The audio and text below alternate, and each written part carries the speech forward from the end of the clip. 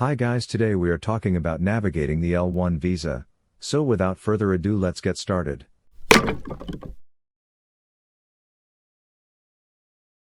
If you are an employee of an international company and wish to work in the United States, the L-1 visa may be a viable option. Let's take a closer look at the eligibility requirements and the application process. To be eligible for the L-1 visa, you must have worked in an international company's managerial, executive, or specialized knowledge capacity for at least 1 year within the past 3 years. You must also have a U.S. employer willing to hire you.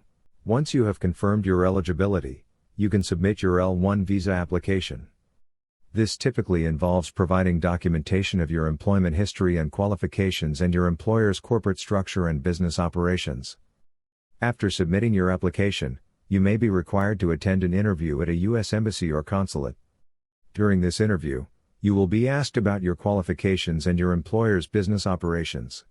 The wait time for L-1 visa approval can vary but typically takes between 2 to 4 months.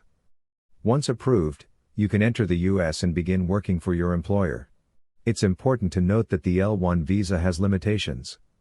You must continue to work for your employer in a managerial, executive, or specialized knowledge capacity. Additionally, your L-1 visa may have a limited validity period, ranging from 1 to 3 years. Renewing your L-1 visa can also pose a challenge, as you must demonstrate that you have maintained your qualifying employment and have not engaged in unauthorized employment or violated the terms of your visa.